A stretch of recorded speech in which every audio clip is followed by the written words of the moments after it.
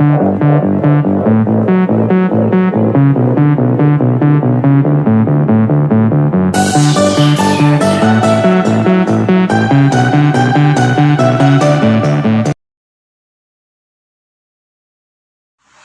Zone के online channel में आप सभी लोगों का फिर से स्वागत है। और आज का हम लोगों का टॉपिक परिवहन से होगा, जो कि एग्जामिनेशन के पॉइंट ऑफ व्यू से काफी इंपॉर्टेंट है। सिलेबस के अकॉर्डिंग हम लोग चल रहे हैं।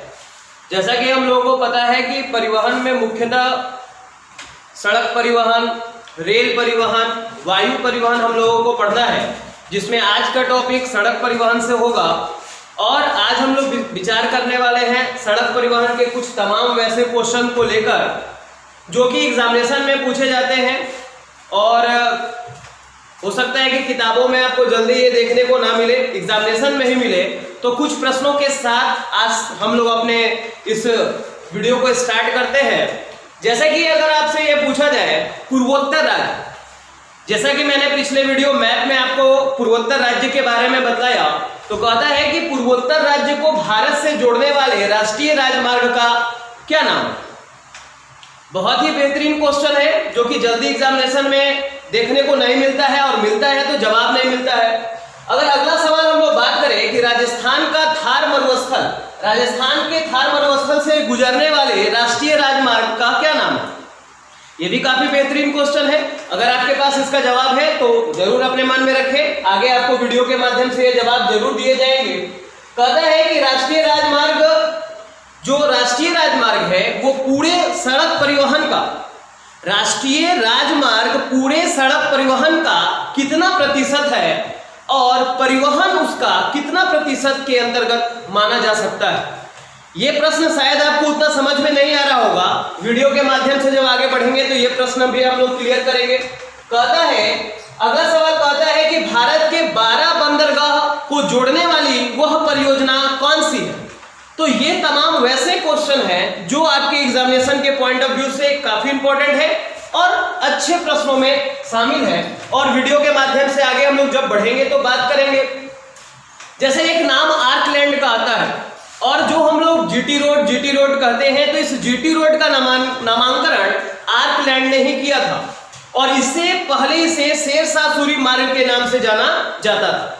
अर्थात हम लोग जान रहे हैं कि जीटी रोड, जो कि NH1 और 2 दोनों में सम्मिलित है, वो पहले शेरशाह सूरी के नाम से जाना जाता था, और आर्कलैंड ने इसे जीटी रोड का नया नाम दिया। लेकिन सवाल तो ये पता सभी लोगों को है कि ये जो जीटी रोड है वो कहां से कहां तक है। ये अमृतसर से कोलकाता के बीच के क्षेत्र को, जो कि NH1-2 को सम्मिलित रूप से मिलाकर बनता है। परंतु एग्जामिनेशन में पूछा गया सवाल कि जो जीटी रोड है वो पुराना जो जीटी रोड था, जो आजादी से पहले के बारे में अगर बात किया जाए, और वो कहां से कहां तक था, क्योंकि शेरशाह सूरी अगर हम लोग बात कर रहे हैं तो वो मध्यकालीन भारत के इतिहास से हम लोगों को पढ़ने का मौका मिलेगा, तो उसमें हम लोग देखेंगे। और आजादी के बाद यहाँ पर बात किया गया, तो आजादी के बाद अमृतसर से कोलकाता आते हैं। लेकिन आजादी से पहले की अगर बात की जाए तो वो स्थान कहां से कहां तक था, पिछले एग्जामिनेशन का बेहतरीन क्वेश्चन, और जवाब शायद बहुत कम लोगों के पास हो। तो लाहौर से लेकर कलकत्ता के बीच में यहाँ पर ये जीटी रोड बनाया गया था। और शेरशाह सूरी की शासन व्यवस्था के बारे में हम लोगों ने जिक्र किया है, उसमें आपको शायद समझ में आता हो। तो आज हम लोग जो भी क्वेश्चन अभी आपसे पूछा गया है या आगे पूछा जाएगा, वो तमाम क्वेश्चन का जवाब आपके वीडियो के माध्यम से मिलेगा। परिवहन में आज हम लोग सबसे पहले सड़क परिवहन को प्रारंभ करते हैं, जिसमें हम लोग को मुख्यतः पढ़ना है राष्ट्रीय राजमार्ग। हम लोगों का टॉपिक क्या रहेगा, सड़क परिवहन, लेकिन पढ़ना क्या है, राष्ट्रीय राजमार्ग। परंतु इसे कितने भागों में बांटा गया है, तो इसे 4 भागों में बांटा गया है, कहीं कहीं आपको 3 भाग भी मिल जाएगा। तो यहाँ पर सड़क परिवहन में सबसे पहला है राष्ट्रीय राजमार्ग, केंद्र के लेकर राज्य को लेकर है राज्य राजमार्ग, जिला सड़क मार्ग, जो कि प्रत्येक जिले का दायित्व होता है कि वो अपने यहाँ की राजधानी से जुड़े। ये राज्य की व्यवस्था होती है कि जितने भी जिले हैं, जैसे बिहार के 38 जिले हैं, तो उसका कार्य है कि जिला सड़क मार्ग का कार्य है कि ये 38 जिला हमारी राजधानी पटना से जरूर जुड़े। उसके बाद ग्राम सड़क के बारे में हम लोगों को बात करना है। देखिए, सबसे पहले हम लोग बात बारे में। तो राष्ट्रीय राजमार्ग तो वैसे तो बहुत है, लेकिन हमारे एग्जामिनेशन के लिए जो इंपॉर्टेंट राजमार्ग है उसको हम लोग पढ़ने का एक बिल्कुल नया तरीका मैपिंग मेथड से हम लोग बात करेंगे। अगर हम लोग बात करते हैं, एक मूवी आई थी NH10 कर, तो NH10 में किस चीज को फिल्माया गया, अगर कोई देखे हैं तो वहां जरूर आपको पता चलेगा कि दिल्ली से फजिल्का के क्षेत्र के बारे में हम लोग वहां पर बात करेंगे, NH10 के बारे में। NH9 के बारे में हम लोग बात करेंगे। NH9 जब हम लोग पढ़ते हैं तो वहां पर हम लोग मुंबई से विजयवाड़ा के क्षेत्र के बारे में पढ़ेंगे। तो हम लोग यहाँ पर स्टार्ट करते हैं आज से सड़क परिवहन के टॉपिक के बारे में। तो सबसे पहले मैंने बताया है कि एक आपको रेक्टेंगुलर शेप बनाना है, एक चतुर्भुज की आकृति बनानी है। अब हम लोग यहाँ पर क्या करते हैं, ये समझने वाली बात है और आपको बस इस चीज को एब्जॉर्ब करना है कि हाँ एक रेक्टेंगुलर शेप है, आयत की आकृति यहाँ बनी हुई है और यहाँ पर सबसे पहले हम लोग को 4 महानगरों का नाम लिखना है। वो कैसे लिखना है वो मैं आपको बता देता हूँ। और मैं चाहता तो इसे मैप के माध्यम से भी समझा सकता था, परंतु उसमें थोड़ा सा आपको समझने में प्रॉब्लम हो। नाम यहाँ लिखे गए हैं, आपको अच्छे से समझ में आएंगे, ऐसा मेरा मानना है। तो यहाँ पर 4 महानगर में हम लोग को सभी को पता है, कोलकाता है, चेन्नई है, मुंबई है, दिल्ली को हल्का ऊपर हम लोगों को रखना है। यानी कि हम लोग अगर यहाँ पर बात करते हैं तो ये हो गया कोलकाता, ये आपका चेन्नई, यहां पर मुंबई है। और जैसा कि मैंने कहा था कि दिल्ली को थोड़ा सा हम लोग को क्या करना है, ऊपर रखना है। तो इस कोने पे आखिर क्या आएगा, तो इस कोने पे हम लोगों को आगरा को रखना है। मैं एक बार जरूर आपसे कहना चाहूंगा कि मैंने जो अभी लिखा है उस पर आप ध्यान ना दें और आप सोचने की कोशिश करें कि उस रेक्टेंगुलर शेप के सबसे कोने में क्या था, कोलकाता था, नीचे क्या था, चेन्नई था, इस कोने पे क्या था, मुंबई था और उस कोने के हल्का सा ऊपर में क्या था, वेरी गुड, दिल्ली था। यानी कि ये हम लोग को याद करने की कोई आवश्यकता नहीं है। शायद मैं जो बात कह रहा हूं कि आपको एब्जॉर्ब करना है और मैं आपको बताऊंगा कि ऐसी चुटकियों में ये टॉपिक आपका समाप्त होगा, कुछ याद करने का जरूरत नहीं पड़ेगा। एक बार फिर से हम लोग बात करते हैं कि इस कोने पे कोलकाता, चेन्नई, मुंबई, कोने से ऊपर दिल्ली और उस कोने पर आगरा है। तो जी हाँ दोस्तों, बिल्कुल सही आप जा रहे हो। और आगे हम लोग यहाँ पर बात करते हैं, जैसा कि मैंने यहाँ लिखा हुआ है कि राष्ट्रीय राजमार्ग के रख रखाव की जिम्मेदारी केंद्र सरकार की होती है। राष्ट्रीय राजमार्ग का कौन करेगा भाई, केंद्र सरकार करेगा। राज्य राजमार्ग का कौन करेगा, राज्य सरकार करेगी। तो ये संघ सूची के अंतर्गत आएगा। अगर संवैधानिक लैंग्वेज में बोलना चाहें तो ये संघ सूची के अंतर्गत आएगा, ये राज्य सूची के अंतर्गत आएगा। कहता है जो कि CPWD के तहत आता है। इसे थोड़ा यहां से हटाने की आवश्यकता है, आगे के टॉपिक को हम लोग बढ़ाना चाहते हैं। तो हम लोग यहां पर बात करेंगे, एक पॉइंट और यहां पर बनाते हैं अमृतसर का, एक पॉइंट बनता है अमृतसर का। अभी हम लोग यहां पर बात करने वाले हैं कि एक चुटकी बजाते के साथ आपका कई एक राष्ट्रीय राजमार्ग NH जो है आपका क्लियर होने जा रहा है। और ध्यान से आप लोग यहां पर देखेंगे, फिर से एक बार अगर मैं कह दूं कि अगले इस कोने पे कोलकाता, यहाँ पे चेन्नई, यहाँ मुंबई, यहाँ पर दिल्ली, उसके नीचे कोने पे आगरा और इस साइड पे कौन सा सर, अमृतसर। बिल्कुल सही। आगे हम लोग यहाँ पर बात करते हैं, यहाँ पे हम लोग लिखेंगे NH1। इसके बाद इस यहां पर लिख सकते हैं NH2। यानी कि आप यहीं से मेरी बात को समझ रहे हो कि NH1 अमृतसर से दिल्ली, NH2 दिल्ली से कोलकाता। अब यहां पर अगर हम ऐसे पूछे कि इस तरफ से क्या था, तो यहां आगरा, यहां मुंबई, यहां चेन्नई, यहां कोलकाता। Very good. यानी कि 3, 4, 5। यानी कि आपको समझना है कि ये वाला लाइन 3 है, ये 4 है, ये 5 है। और यही चीज पहले पढ़ने के लिए काफी मुकसद करना पड़ता था, काफी मेहनत करना पड़ता था कि हम लोग को रटना पड़ता था। आज देखिए मैपिंग मेथड आ गया। मैंने यही समझाया है कि कोई भी चीज मुश्किल नहीं है। वो तमाम कोशिशें हम लोग नहीं कर पाए हैं जिससे हम लोग उसको मुश्किल समझ रहे हैं। आइए देखते हैं। तो यहां पर हम लोग बात करते हैं, ये है NH3, ये हुआ आपका NH4, NH5। और बोले तो इसी में NH6 भी आपको देखने को मिल जाएगा, और ये रहा आपका NH6। मैं NH7 इसमें भी बना सकता हूं, परंतु ऐसा मैं अभी करने वाला नहीं, क्योंकि वीडियो में ये जो फिगर है थोड़ा अच्छा नहीं लगेगा देखने में। तो अच्छा, NH7 कहां से कहां तक है? वाराणसी। तो हम लोग अगर दिल्ली से चलते हैं कोलकाता तो बीच में वाराणसी यहां पड़ेगा, और मैं यहां से यहां नीचे खींच दूं तो कन्याकुमारी जरूर पड़ेगा। यानी कि एक लंबे से स्टेप को मैंने उठाया और यहां पर रख दिया। चलिए भाई, यहां पे यानी कि यहां पर लिखते हैं वाराणसी, और यहां पे लिखते हैं, चलिए ये हो गया हम लोग का NH7। पहले मैं ये जरूर बोलता कि भारत का सबसे लंबा राष्ट्रीय राजमार्ग NH7 है, परंतु मैं ऐसा अभी बोलने में बाधित हूं, क्योंकि यहां पर हम लोग सबसे लंबे राष्ट्रीय मार्ग को कुछ और नाम से संबोधित करने वाले हैं। तो यहां पे कॉमन क्वेश्चन के NH7 कहां से कहां तक है? वाराणसी से कन्याकुमारी। इसकी लंबाई कितनी है? तो 2 3, तो यहां पे हो जाएगा 2 3 6 3 3 यानी 23 69 किलोमीटर। Very good. लेकिन एक सवाल जो अभी तकलीफ दिया एग्जामिनेशन में, प्रीवियस ईयर के एग्जामिनेशन में सवाल पूछता है कि NH6 और NH7 जहां पर कटता है उस क्षेत्र का क्या नाम है? यानी कि अगर आप इसका नाम बता सकते हो तो जरूर बताओ कि NH6 और NH7 जहां पर इंटरसेक्ट करता है, जहां पर कटता है, उस जगह का क्या नाम है? अगर मैं यहां पर लाइन में खींच नहीं रहा हूं, इमेज करिए, यहां इस जगह इस पॉइंट का नाम पूछ रहा है, तो यहां पर ये दोनों जहां कटते हैं इस पॉइंट का नाम है नागपुर। यानी कि एग्जामिनेशन में क्वेश्चन थोड़ा अंदर से पूछ रहा है, ये जानने की जरूरत है, ये समझने की आवश्यकता है। यानी कि NH7 तक हम लोग पहुंच चुके हैं। NH8 के लिए हम लोग थोड़ा सा इसको यहां से हटाते हैं, इसको इधर हम कर देते हैं, ये आपका हो जाएगा NH7 और इस तरीके से गया है NH6। शायद मेरी बात को आप समझ रहे हो, नागपुर।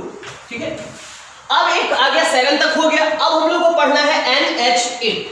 तो हम लोग गाड़ी उठाते हैं दिल्ली से। कहां से उठाते हैं गाड़ी? दिल्ली से गाड़ी उठाते हैं, और गाड़ी हम लोग उठाए, थोड़ा सा थक गए, एक होटल में रुक गए भाई, और इस होटल के बाद फिर हम लोग यहां पहुंच गए।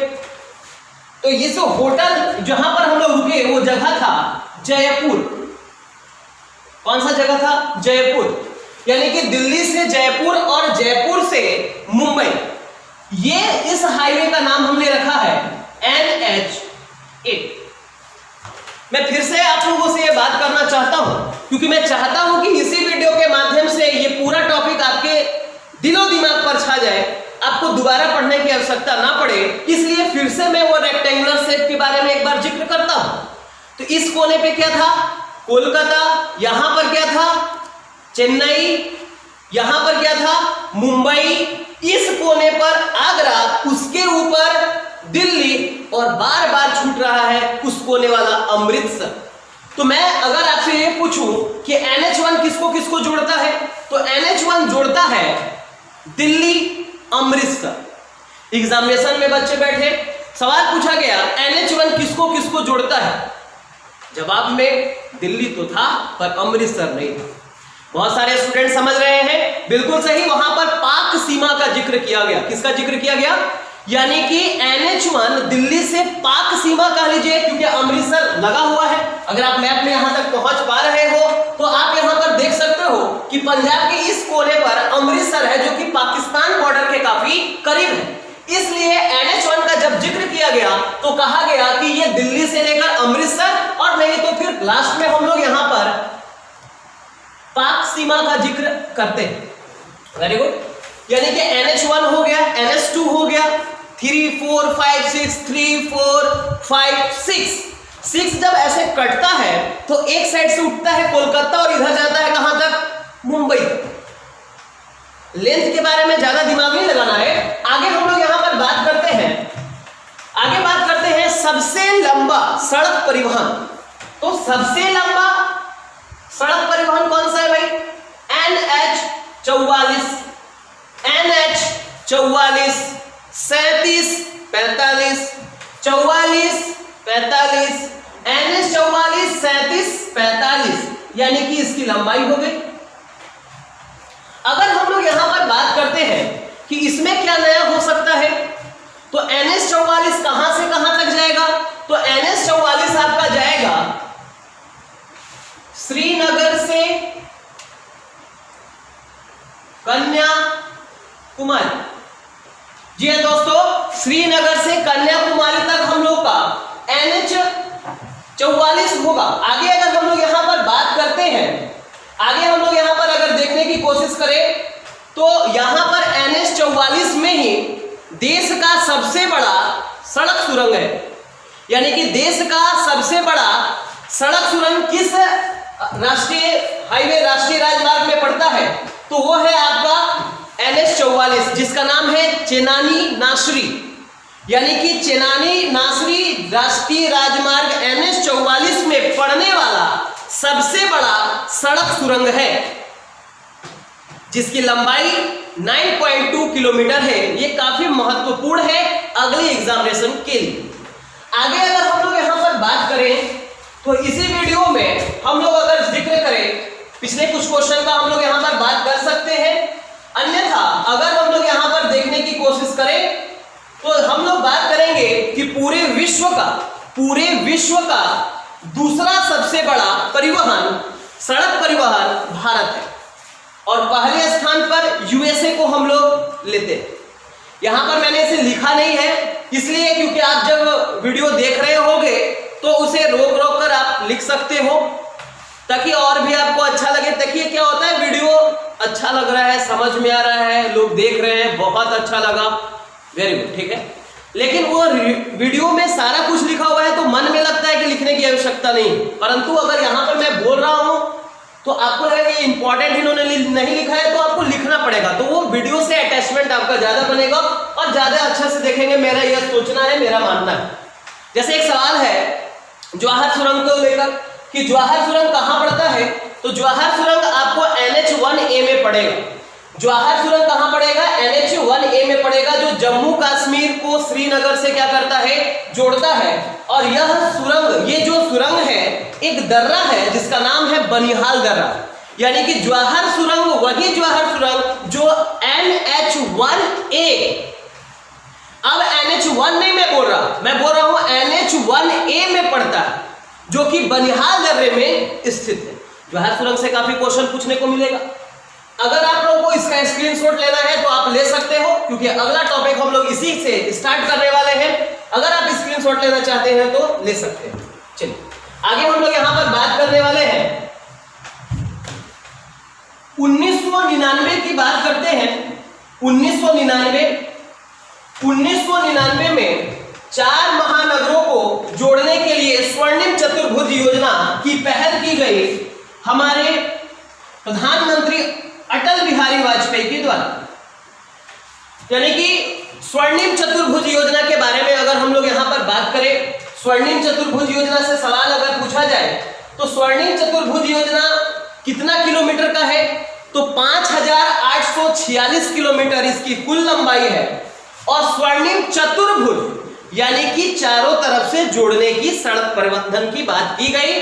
1999 के ड्यूरेशन की यह बात है, और मैंने नाम बताया अटल बिहारी वाजपेयी के टाइम में यह बात पहल की गई। तो यहां पर 4 महानगर कौन कौन से हो सकते हैं, तो यहां पे हम लोग का होगा दिल्ली हो जाएगा, यहां पे हमारा कोलकाता हो जाएगा, यहां पे हम लोग ले सकते हैं चेन्नई ले लीजिए, मुंबई को थोड़ा इधर ही रख दीजिए। चलिए मैप के अकॉर्डिंग मत लीजिएगा, नहीं तो कहिएगा सर उधर गुजरात पड़ गया, है ना, दिक्कत हो जाएगा। तो कहता है 4 स्वर्णिम चतुर्भुज योजना 1999 मैंने बताया, वाजपेयी साहब के बारे में बताया। तो अब यहां पे कहता है इसकी कुल लंबाई कितनी है, 5846 किलोमीटर। यानी कि सवाल बहुत बार पूछा गया कि स्वर्णिम चतुर्भुज योजना का संबंध किससे है, सड़क परिवहन से है। आगे अगर हम लोग यहां पर बात करते हैं, थोड़ा सा अगर इसके लिए मैंने बताया है निगाहें वही है, नजरिया बदलना है। अगर थोड़ा सा इस पे विचार करिए और ऐसे चुटकी युक्ति बदलोगे, यहां पे सड़क परिवहन की जगह रेल परिवहन का भी कंसेप्ट आ सकता है। कैसे? तो रेल परिवहन में मुख्यालय जोन याद करना काफी इंपॉर्टेंट होता है। तो हम देख सकते हैं कि उत्तर रेलवे का मुख्यालय क्या है? दिल्ली। दक्षिण रेलवे का चेन्नई, पूर्व रेलवे का कोलकाता, पश्चिमी रेलवे का चर्च गेट मुंबई और सेंट्रल रेलवे का मुख्यालय क्या होगा? मुंबई। यानी कि इसी के माध्यम से हम लोग रेलवे जोन भी पढ़ सकते हैं। आगे हम लोग यहां पर जब बात करते हैं तो एक सवाल आता है कि सर्वाधिक, देखिएगा थोड़ा सा ध्यान दीजिएगा, शब्दों के युक्ता के हेर फेर से खुदा भी जुदा हो जाते हैं। कहा गया कि राष्ट्रीय राजमार्ग सबसे ज्यादा लंबा किस राज्य में है? और अगला सवाल पूछा गया राजकीय राजमार्ग सबसे लंबा किस राज्य में है? तो एक में राष्ट्रीय था और एक में राजकीय है।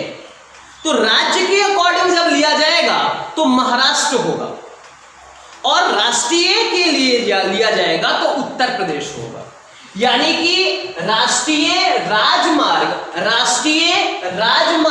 का अगर क्रम देखा जाए, राष्ट्रीय राजमार्ग का अगर क्रम देखा जाए तो यहां पर आपका उत्तर प्रदेश हो जाएगा, राजस्थान हो जाएगा और आपका मध्य प्रदेश हो जाएगा। जहां पर हम लोग क्या बोल रहे हैं? राष्ट्रीय। लेकिन अगर राजकीय का चर्चा किया गया तो यहां पर वस्तु स्थिति क्या होगी? बदलेगी। तो यहां पर हम लोग अगर बात करना चाहें तो यहां पर हम लोग बात करेंगे महाराष्ट्र के बारे में, गुजरात के बारे में और मध्य प्रदेश के बारे में। तो ये राज्य के अकॉर्डिंग है। अगर हम लोग बात करें तो राजकीय में क्या आएगा? सबसे पहले हमने क्या बोला? महाराष्ट्र। उसके बाद हम लोग बात कर सकते हैं गुजरात, उसके बाद एमपी वगैरह हम लोग यहां पर बात करेंगे, तमिलनाडु का भी नाम इसमें ऐड करते हैं। आगे अगर हम लोग यहां पर बात करते हैं, एक सवाल पूछता है कि जनसंख्या घनत्व के अनुसार सबसे अधिक सड़कों वाला राज्य कौन सा है? और एक सवाल पूछता है, देखिए कंफ्यूजन वाला क्वेश्चन है, एक सवाल पूछता है कि सबसे लंबी सड़कों वाला राज्य कौन सा है? तो सबसे लंबी सड़कों वाला राज्य है महाराष्ट्र। लेकिन अगर जनसंख्या घनत्व को जोड़ता है तो इसका आंसर होगा गोवा। यानी कि वहां पर 1 किलोमीटर के एरिया में जनसंख्या को लेकर अगर सड़क को चर्चा किया गया तो वो गोवा होगा। यानी कि सर्वाधिक जनसंख्या घनत्व के अनुसार लंबाई के क्षेत्र में अगर कोई राज्य है वो तो गोवा है। और ऐसे सबसे लंबी सड़कों वाला राज्य महाराष्ट्र, सबसे कच्ची सड़कों वाला राष्ट्र उड़ीसा, सबसे कम जनसंख्या क्षेत्र के लिए अगर बात करें। आगे हम लोग यहां पर बात करते हैं तो अब यहां पर गलियारे के बारे में हम लोग को एक बार पढ़ने की आवश्यकता पड़ेगी। एक सवाल मैं फिर से आपसे पूछना चाहूंगा जो मैंने अभी बताया कि NH6 और NH7 कहां पर कटते हैं, वो जगह कौन सा है? अगर आप वीडियो ध्यान से देख रहे हैं तो इसका जवाब आप जरूर दे सकते हैं। नागपुर जितने लोग बोले हैं उनका बिल्कुल सही जवाब है। और आगे हम लोग यहां पर बात करेंगे कि विश्व की सबसे ऊंची सड़क लेह मनाली। और इंतजार की वो घड़ी समाप्त होने वाली है जिसमें मैंने आपसे जो क्वेश्चन पूछे हैं उनका जवाब आप लोग को तुरंत मिलने वाला है। और आगे अगर हम लोग यहां पर बात करने की कोशिश करें गलियारे के बारे में, हम लोग यहां पर थोड़ा सा जिक्र करते हैं। यहां पे हम लोग बात कर ले गलियारा क्या है भाई? तो देखिएगा, इसको कहेंगे उत्तर से दक्षिणी गलियारा। क्या कहेंगे? उत्तर से दक्षिणी। बार बार उत्तर दक्षिण लिखने का जरूरत नहीं। तो उत्तर से दक्षिणी गलियारा को कौन जोड़ता है? तो वही NH44 का जिक्र यहां किया जा सकता है। NH44 जो श्रीनगर से कन्याकुमारी है, इसे उत्तर से दक्षिणी गलियारा का नाम दिया गया। गलियारा मींस कि वहां से 4 लेन 6 लेन 8 लेन्स जो है गुजरते हैं सड़कों का। तो ये आपका हो गया श्रीनगर से कन्याकुमारी। अगर कहा पूर्व से पश्चिमी गलियारा, तो पूर्व से पश्चिमी गलियारे के लिए एक नाम आपको देखना है। यहां पे नाम आएगा सिलचर और यहां पर आएगा पोरबंदर। अब यहां पर श्रीनगर कहां पड़ेगा ये लोगों को पता है, कन्याकुमारी कहां पड़ेगा ये भी पता है। श्रीनगर आ जाइए जम्मू कश्मीर के क्षेत्र में, कन्याकुमारी आ जाइए तमिलनाडु के क्षेत्र में। सिलचर कहां पड़ेगा, तो सिलचर आपका पड़ेगा असम में, और पोरबंदर लोगों को पता है गुजरात। लेकिन एक सवाल फिर यहां पर बनता है, ये कटिंग, यानी कि सवाल बनता है कि उत्तर से दक्षिणी गलियारा और पूर्व से पश्चिमी गलियारा, उत्तर से दक्षिणी गलियारा और पूर्व से पश्चिमी गलियारा कहां पर कटते हैं। और यही तमाम क्वेश्चन अब आगे की एग्जामिनेशन में आपसे पूछे जाएंगे, जिनका जवाब इन्हीं वीडियो के माध्यम से दिया जाएगा। मेरे प्यारे भाइयों, यहां पर जो भी आगे हम लोग पढ़ने वाले हैं वीडियो के माध्यम से, उसमें कुछ ना कुछ हर वीडियो में आपको नया देखने को मिलेगा जो प्रीवियस ईयर के एग्जामिनेशन से उठाए गए हैं, और उसमें और भी संशोधन करते हुए और भी चीज जोड़ते हुए आगे की एग्जामिनेशन के लिए बनाए गए हैं। इस पे थोड़ा सा ध्यान देंगे। और यहां पे एक सवाल क्या था भाई, सवाल क्या था? सवाल था उत्तर से दक्षिणी गलियारा एवं पूर्व से पश्चिमी गलियारा कहां पर कटते हैं। जी हाँ, बिल्कुल सही, और इसका नाम है झांसी। यानी कि उत्तर से दक्षिणी गलियारा और पूर्व से पश्चिमी गलियारा झांसी में क्या होता है, आकर कटता है। तो मैंने आपसे कुछ चंद सवाल पूछे थे जिसका जवाब आप लोगों को देना है। तो सवाल था कि कौन सा राजमार्ग पूर्वोत्तर भारत को जोड़ता है। तो सबसे पहले मैप में हम लोग देखेंगे कि पूर्वोत्तर भारत कौन सा है।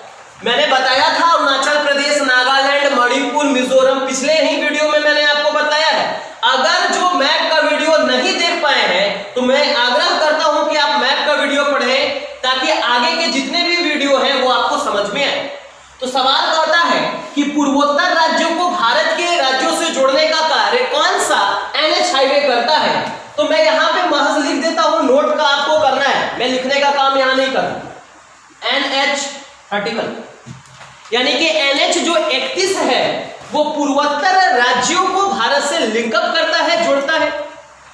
अगला सवाल अगर हम लोग यहां पर बात करें तो मैंने पूछा था कि राजस्थान के थार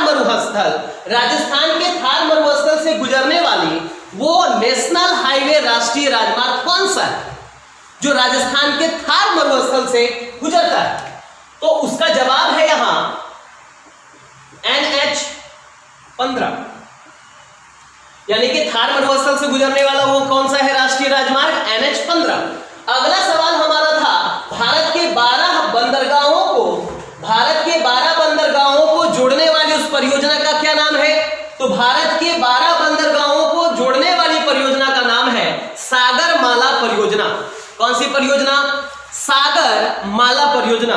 मैं निश्चित तौर पर आपसे यह कह सकता हूं कि जो भी मैं आपको ये डाटा दे रहा हूं, कई एक जगहों से कलेक्ट किया गया ये डाटा है, जो आपको एक जगह कतई नहीं मिलेगा, ये मेरा दावा है।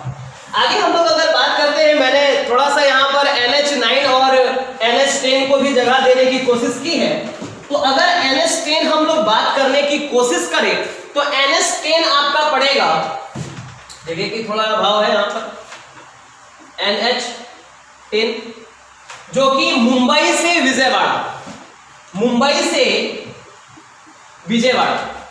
विजयवाड़ा का नाम सुनते ही एक रेलवे के एग्जामिनेशन से क्वेश्चन आता है कि विजयवाड़ा किस नदी के किनारे है। विजयवाड़ा किस नदी के किनारे है? तो उसका नाम है, वेरी गुड, कृष्णा नदी। कौन सा? विजयवाड़ा कृष्णा नदी के तट पर है। और मैं आपको बता दूं कि कौन सा स्थान किस नदी के तट पर है, ये अगला आपके एग्जामिनेशन में पूछा जाने वाला वीडियो, मतलब एग्जामिनेशन के पॉइंट ऑफ व्यू से बनाया जाने वाला वीडियो हो सकता है। लेकिन एक सवाल आपसे मैं और पूछना चाहता हूं कि विजयवाड़ा के उत्तर में कौन सी नदी बहती है। पीसीएस के एग्जामिनेशन से एक क्वेश्चन है कि विजयवाड़ा के उत्तर में कौन सी नदी बहती है। तो उस नदी का नाम है बुदामेरू नदी।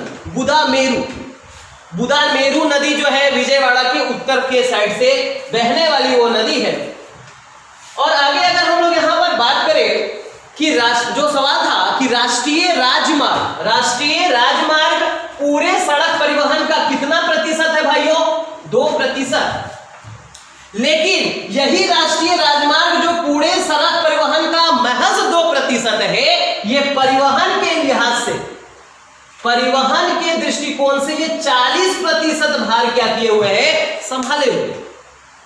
यानी कि 40% परिवहन का जो बागडोर है वो आपको राष्ट्रीय राजमार्ग पर है, और पूरे सड़क परिवहन का कौन कितना, 2%। तो सबसे ज्यादा प्रतिशत किसके पास है, जिला सड़कों के पास। हम लोग भी गली से निकलते हैं, मोहल्ले से निकलते हैं, गांव से निकलते हैं, तब जाकर नेशनल हाईवे को पकड़ के जहां जाना है हम लोग जा सकते हैं। तो जिला सड़क की लंबाई सबसे ज्यादा है। मैं उम्मीद करता हूं कि ये वीडियो आप लोग को अच्छा लगा होगा।